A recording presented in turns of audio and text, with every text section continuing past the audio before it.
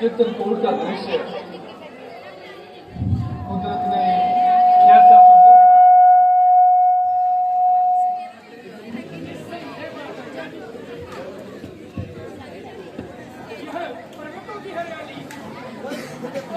नदी का प्रवाह और पक्षियों की आवाज कहती है कि चित्रकूट की शोभा की धन है।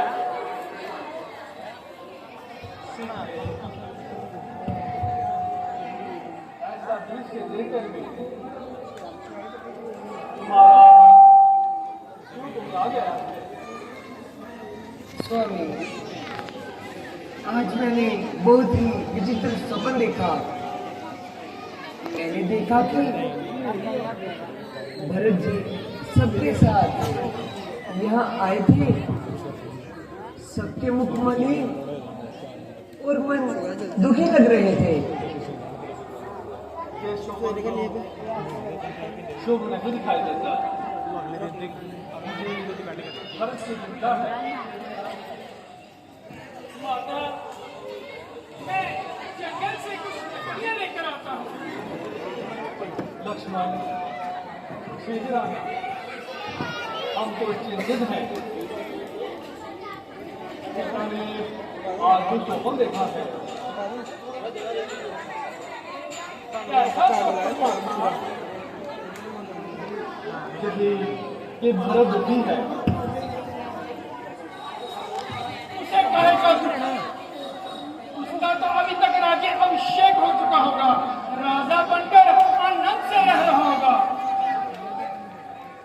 तुम उसे नहीं जानते लक्ष्मण। वह मुझसे इतना स्नेह करता है कि उसने पगले में तो राज्य अभिषेक भी रो रो कर करवाया होगा। माता और पिताजी की आज्ञा से विवश हो गए। भैया, आप सबको अपने जैसा सीधा और सरल समझते हैं।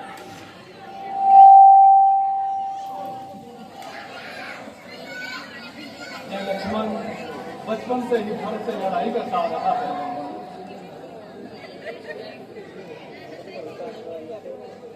उन दोनों में आपके स्नेह के लिए स्पर्धा जो है,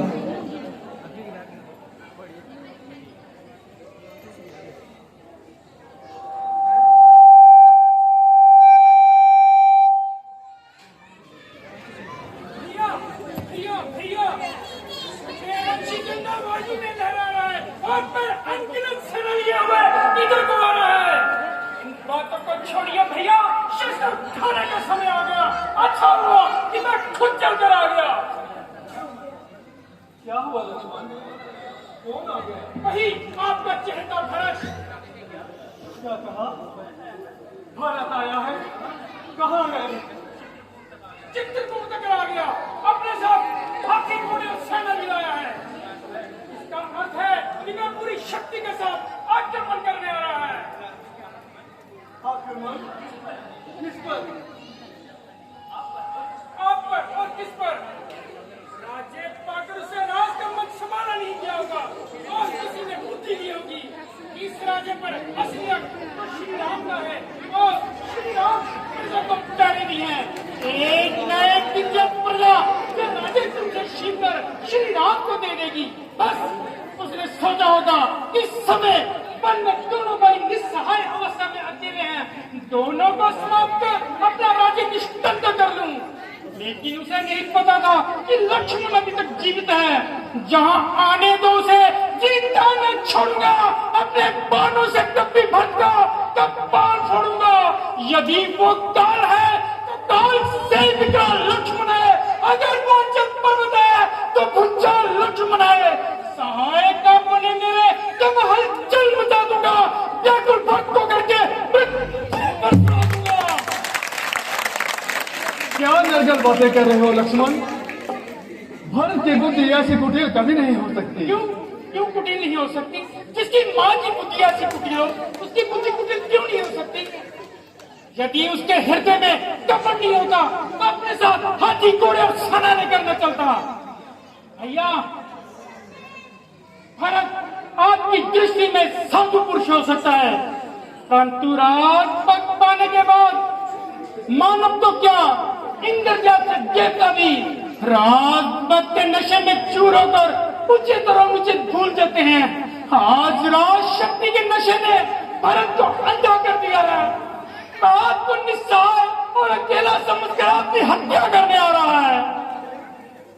नहीं लक्ष्मण नहीं, आपको मेरी सौगंध है भैया, आज मुझे मत रोकिएगा।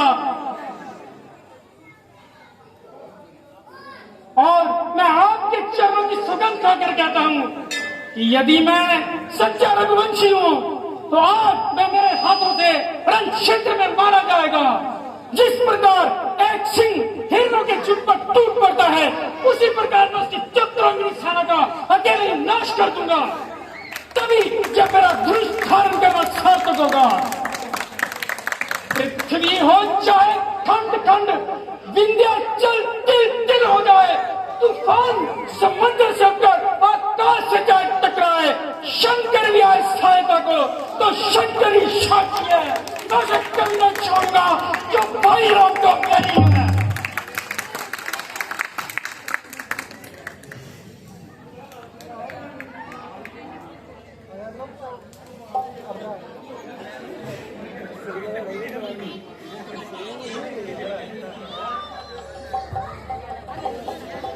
सावधान लक्ष्मण, सावधान। तात प्रताप प्रभाव तुम्हारा क्या संकेत को जान निहारा।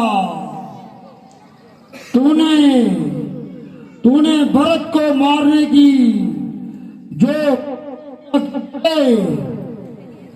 उसे तुम निश्चय ही पूरा कर सकते हो।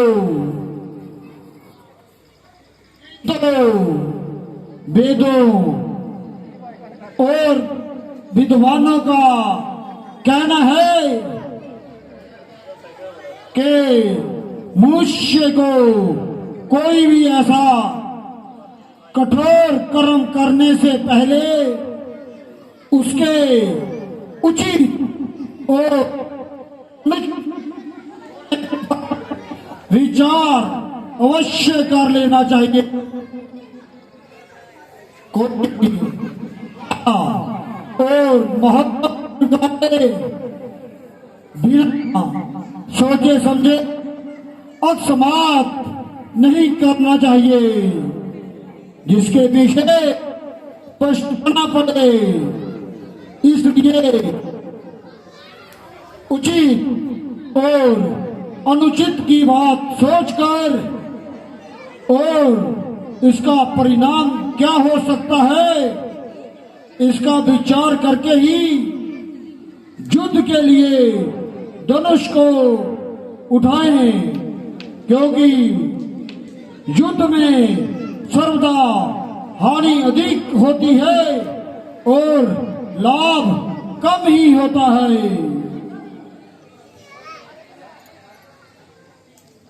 लक्ष्मण, ये आकाशवाणी सुनी तुमने, जो उचित और अनुचित का भली भांति विचार किए बिना किसी भी कार्य को जल्दी में करते हैं, वो पीछे पछताते हैं। मुझे तुम्हारी वीरता और पराक्रम पर किंचित भी संदेह नहीं। तुम क्रोध के आवेश में आकर भरत को अवश्य मार सकते हो, परंतु जब तुम्हें पता चलेगा कि तुम्हारा संदेह मिथ्या था, तो क्या फिर तुम उसे जीवित भी कर सकोगे? परंतु भैया, जो आंखों से दिख रहा है उस पर आप संदेह कर रहे हैं। कभी कभी आंखों से देखा हुआ भी सत्य नहीं होता। राजमत का बर्बाद साधारण मानव को हो सकता है, इंद्र जैसे देवता को भी हो सकता है, परंतु भरत का स्थान देवताओं से ऊंचा है। वो एक महामानव के रूप में महानता की परिसीमा है। जिस प्रकार खटाई की एक बूंद से क्षीर सागर का दूध नहीं पड़ सकता, उसी प्रकार अयोध्या तो क्या फिर लोक का राज्य भी यदि भारत को दे दिया जाए तो भी उसे राजमत नहीं हो सकता। आपके इसी साधुपने में हमने अपने हाथ में आया हुआ राज्य छोड़ दिया। सारी प्रजा आपके साथ ही। आपका एक संकेत होता तो प्रजा महाराज को आपका राज्य अभिषेक करने पर मजबूर कर देती। और प्रजा के बल पर मैं अपने पिता का वचन झूठा कर देता। लक्ष्मण, पिता और पुत्र का नाता प्रजा के मतामत से निर्धारित नहीं किया जाता। उसी प्रकार भाई और भाई के बीच का फैसला तलवार से नहीं किया जाता। भारत को मारकर जिस राज्य की तुम कल्पना कर रहे हो, जरा सोचो उसका परिणाम क्या होगा। यदि अपने ही भाई ना रहे तो राज्य के सुख भोग से क्या आनंद मिलेगा। मेरे लिए वह सुख किसके समान है। याद रखो लक्ष्मण, जो अपने भाइयों से कपट करता है उसे स्वर्ग में तो क्या नरक में भी जगह नहीं मिलती। और यदि तुम्हें राज्य की लालसा है तो मैं तुम्हारी शपथ खाकर कहता हूं, मेरे एक संकेत मात्र से भारत वो राज्य तुम्हें दे देगा। नहीं भैया नहीं, मुझे राज्य की अभिलाषा नहीं है। यदि भरत के मन में पाप हुआ तो, यदि उसने कपट किया तो, यदि उसने प्रहार किया तो उसी को प्रहार करने दो। वह हमारा राजा है। हम अपने राजा के सामने शस्त्र नहीं उठाएंगे।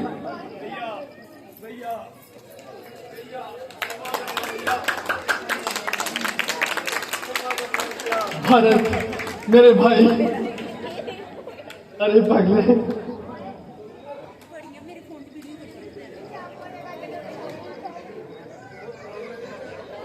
मेरे भाई,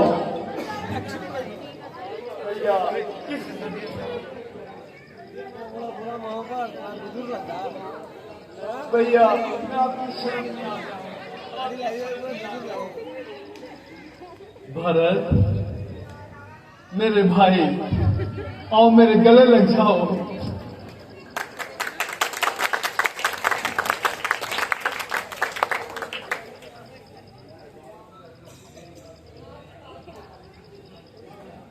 भैया, जिस पापी के कारण आपकी ये दशा हुई है, उस पापी को भाई मत कहिए। मैं अब इसका अधिकारी नहीं हूं। भाभी, मेरे क्षमा कर दीजिए। मैं एक निर्णय की बात आपके सामने आ गया।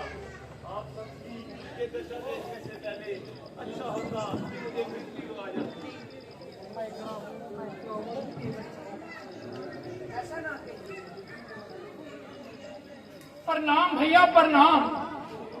नहीं लक्ष्मण नहीं, मैं अब इस जोग्य नहीं। क्षत्रिय प्रणाम करो। मेरे मन में पाप नहीं, मैं स्वयं बुद्धिमान पाप हूं, जिसके कारण भैया ऐसे पापी को प्रणाम मत करो। मुझे क्षमा कर दो भैया, मुझे क्षमा कर दो। मेरे मन में आपके लिए दोष आ गया था और मैंने आप पर धनुष उठाया। तो फिर वो वाहन चलाया क्यों नहीं पकड़े? वो वाहन चला देता तो मुझ पर बहुत बड़ा उपकार करता। और भैया और भाभी के सामने अपना काटी मुंह लेके क्यों खड़ा ना होता।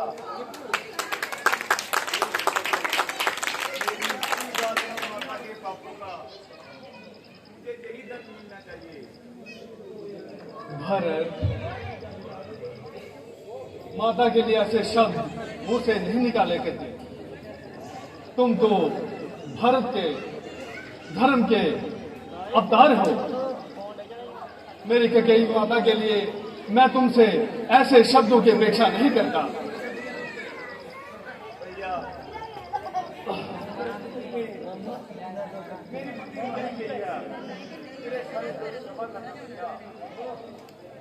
अपने पापों का प्रायश्चित करने के लिए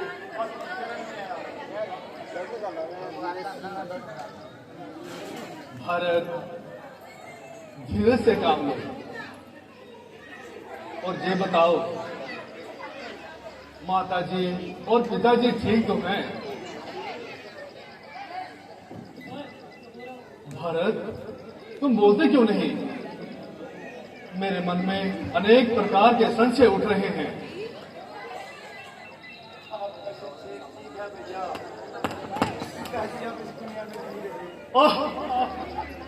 पिताजी, उन्होंने आपके वियोग में प्राण त्याग दिए। पिताजी,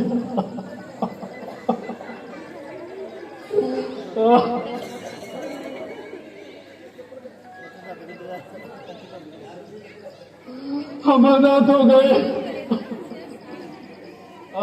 भरत,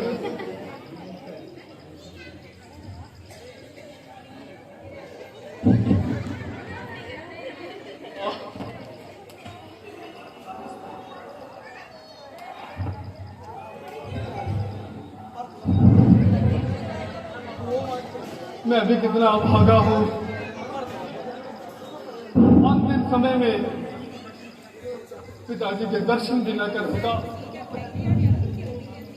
भैया भरत और शत्रुघ्न ही भाग्यशाली है जो अंतिम समय में उनके पास है। नहीं भैया, अंतिम समय में हम में से कोई भी उनके पास ना था। क्या कहा?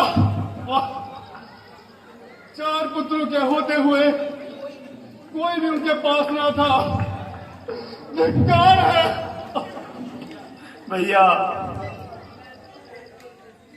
हम मेरी भी एक विनती सुनिए।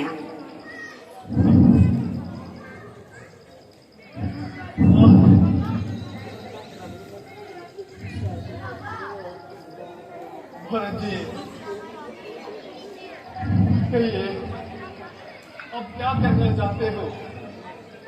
प्रभु, अवध में चलकर प्रजा का कल्याण कीजिए। भरत जी, अपना तो पिताजी का प्रण पालने में ही कल्याण है और राम को 14 वर्षों का वनवास है। हम माताजी के वचनों के अभागे ना तो खुद बनेंगे और ना ही किसी और को बनने देंगे। ऐसा नहीं हो सकता भ्राता जी।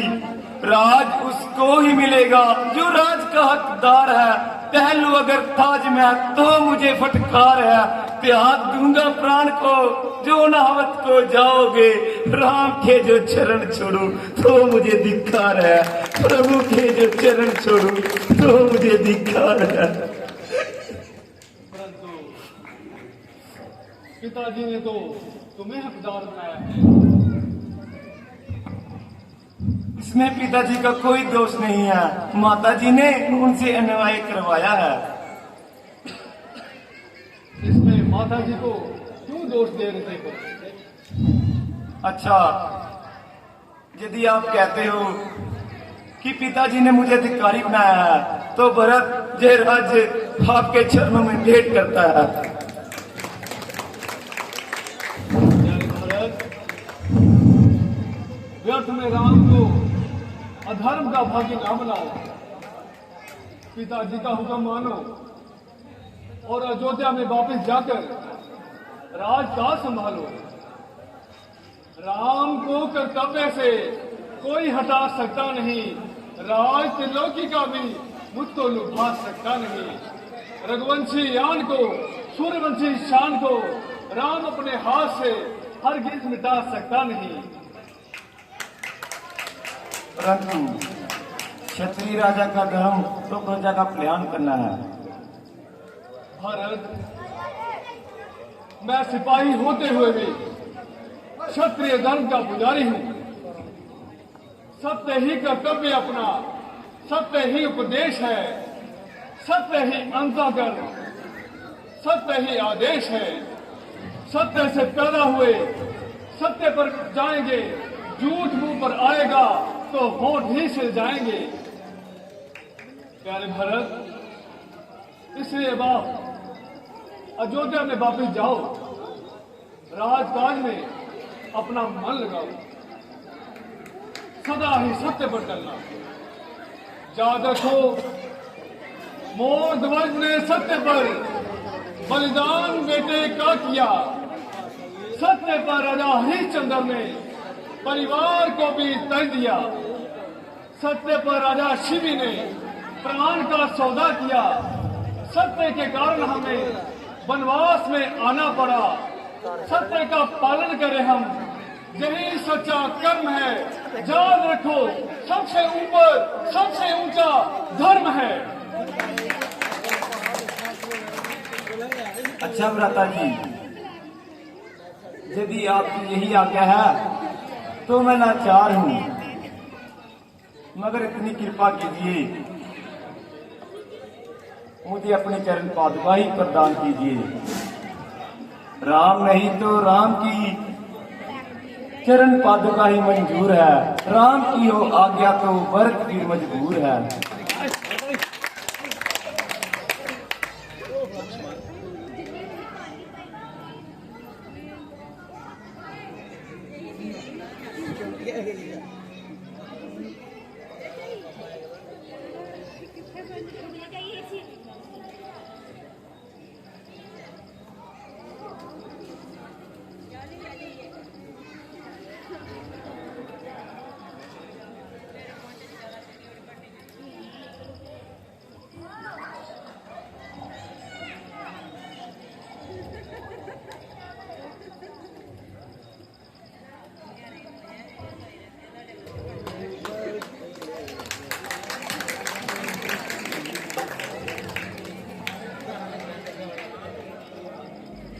राम के अनुराग में भरत अब सन्यासी बना। बात नगरी में करूंगा, किंतु वनवासी बना। अच्छा प्रभु, अब आज्ञा दीजिए, किंतु याद रखिए, यदि आप 14 वर्ष से एक दिन भी अधिक लगाएंगे तो भरत को जीवित नहीं पाओगे। इसकी आप चिंता न करें। मैं 14 वर्षों से एक भी दिन ऊपर ना लगाऊंगा। वह दिन कितना भाग्यशाली होगा जब मैं फिर अयोध्या वासियों के दर्शन पाऊंगा।